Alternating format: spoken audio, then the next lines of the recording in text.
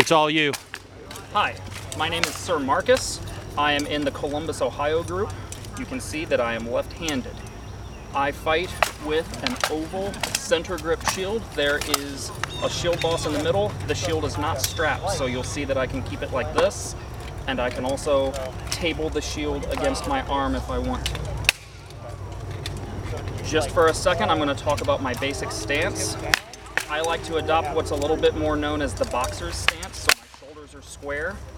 I've got my front toe pointed at the opponent.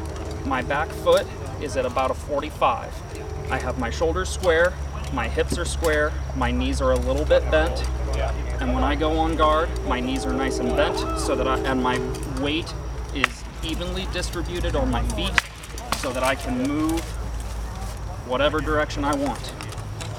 My basic stance is this. There's a classic A-frame. There are guys that will table their shield in their basic stance so that it looks more like a strapped heater. For me and my style, that is taking away the advantages of this shield. I fight with my shield face towards the opponent. My sword is either here and straight up and down, or up and very slightly back. I don't start with my sword forward, and I tend not to fight with my sword back.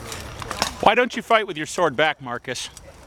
The reason that I don't fight with my sword back is in order to then throw a blow, the sword has to travel all the way forward, which forces, number one, it forces me to reset my muscles mid-shot, and number two, it tells my opponent that I'm about to throw a blow and where that blow is going.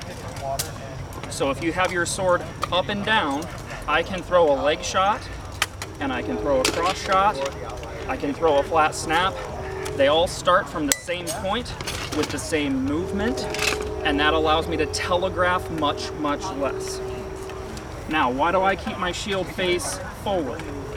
If you think of a cone where with the small point where you are and the big point, the big end at me, right now I've covered quite a bit of my body, but not all of it. You can still see my head, and you can still see my leg over here.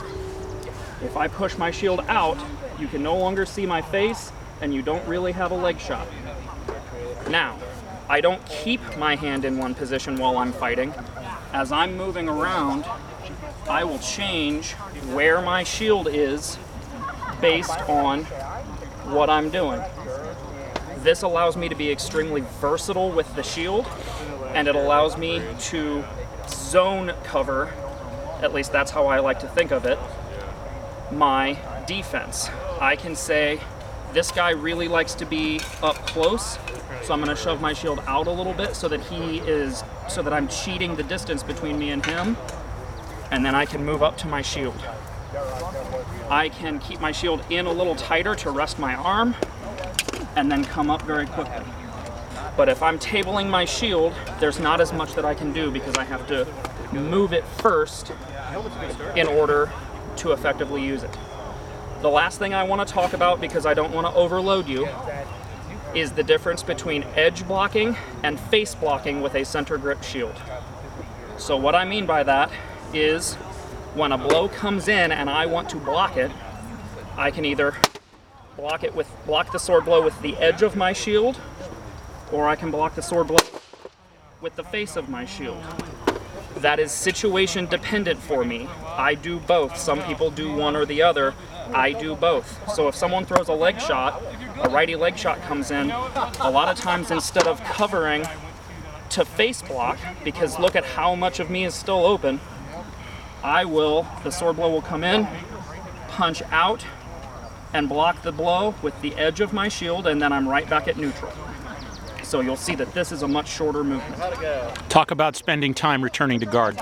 So, probably the most important thing that you can remember to do when you are practicing at fight practice or at home, either one, if you practice throwing a blow or practice blocking a blow, always, always, always, you have your comfortable neutral stance.